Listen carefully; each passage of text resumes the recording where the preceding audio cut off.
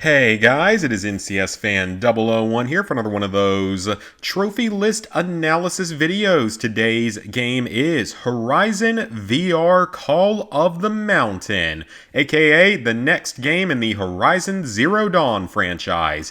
It is PS5 only, and it is a VR game, which means you will need that very expensive PSVR 2, which I don't intend to get for quite a while. But I figured I'd go ahead and make an analysis for this because I'm pretty sure I did one for both of the other Horizon games, so might as well. Anyway, Horizon VR Call of the Mountain releases on February 22nd, 2023. It comes with 36 total trophies worth 1,290 points, 1 platinum, 4 golds, 11 silvers, and 20 bronzes. So let's go ahead and take a look at the list. So our Platinum Trophy is titled Answered the Call. That's for earning all other trophies in the game. Defeated a Thunderjaw. We're starting out with 3 gold trophies in a row. So defeated a Thunderjaw. Defeated the Thunderjaw at the top of Talon Reach. Defeated a Stormbird. Defeated the Stormbird at the top of Devil's Anger. Defeated a Fireclaw. Defeated the Fireclaw in Day's End. So presumably those are effectively basically massive bosses within the game.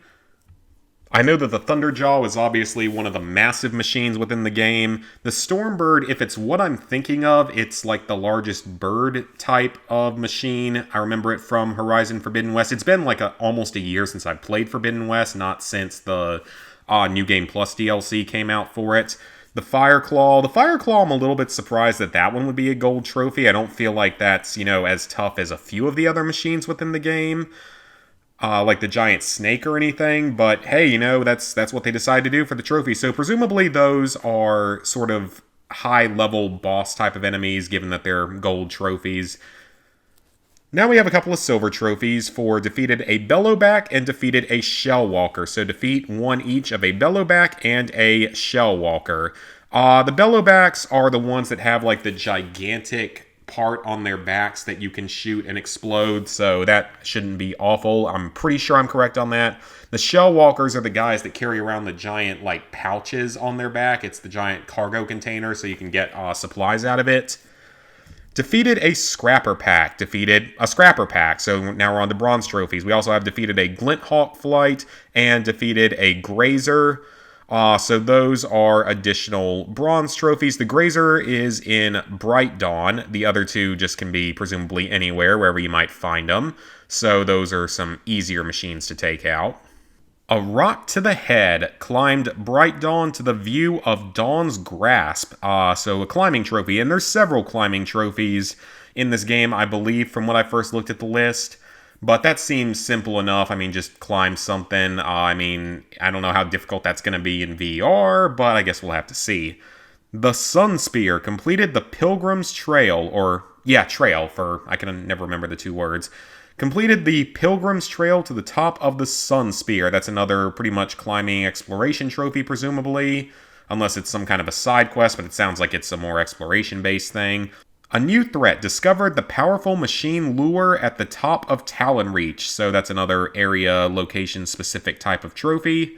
The Metal Devil, this is another silver trophy. This is for repairing the transmitter box to ascend the Metal Devil on Devil's Anger. And I'm starting to wonder that with the way these trophies are written, if maybe this set of 5 that I'm talking about here is perhaps story trophies. I suppose they could all be story-related trophies, because our next one is the last gold trophy in the game, Asera's Fall, stopped Asera from reaching Meridian on her tall neck. So that's, of course, the last gold trophy, so it sounds like those 5 might all be story-related trophies, so they might all be unmissable. Crafted pickaxes. Crafted your pickaxes. Simple enough, probably unmissable. Fully equipped. Crafted and collected all of the tools. That's a silver, but I'm sure that there will be a guide for exactly how to do all that. Mastered the elements. Crafted elemental ammo. That should be very, very simple, self-explanatory. Fully armed. Collected all of the weapon and ammo types. It depends on how many there are. There were quite a few total in the previous game in Forbidden West, so we'll see if there's a lot this time around. Warning Beacon. This is for shooting a warning beacon. Seems simple enough. Alerted, shot all of the warning beacons in a single mission, also seems easy enough. And then we have Full Alert, another silver trophy for shooting all the warning beacons in Horizon Call of the Mountain. There are 111 total. So quite a few of this particular type of collectible, but I'm sure that there will be guides out there for this. The only question is, will the missions be replayable? Because if they aren't, then that would be a very highly missable trophy. But I'm going to assume that missions are replayable in this game in some way, shape, or form, or else that would make for quite a few potentially missable trophies in this game.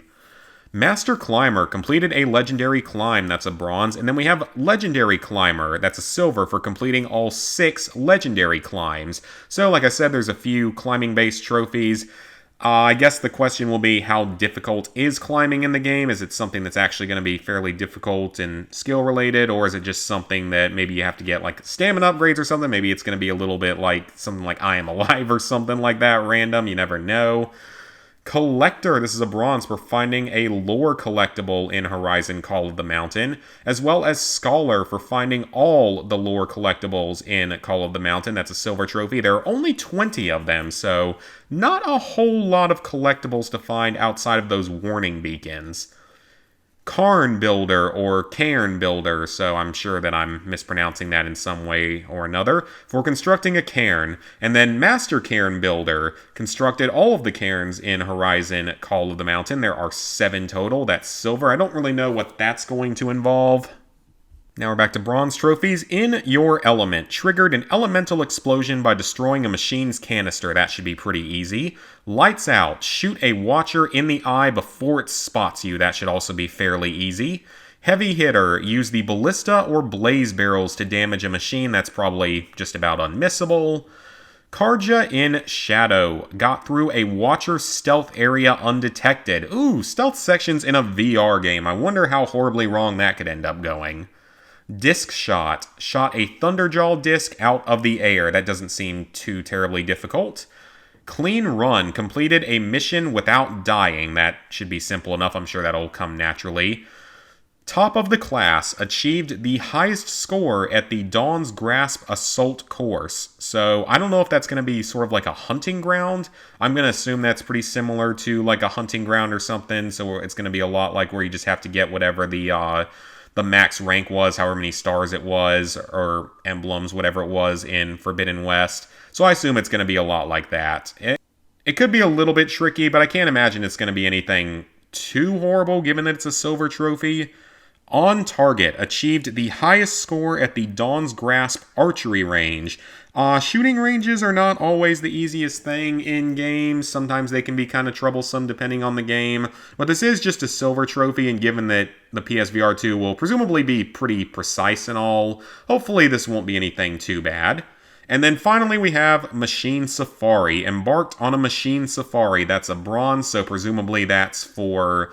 Well, I don't necessarily know if that's just like a random event you can go and do, where you just go in and just hunt a bunch of machines or something. That would be my expectation for that.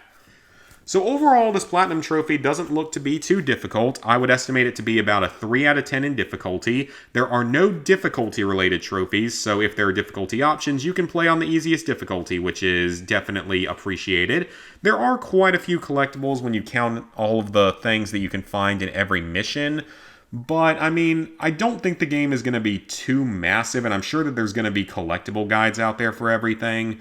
So I think a 3 out of 10 is pretty reasonable, but I'm going to guess the time is going to depend heavily on exactly how long the game is. So I'm assuming it's going to take at least 15 to 20 hours, maybe even longer than that.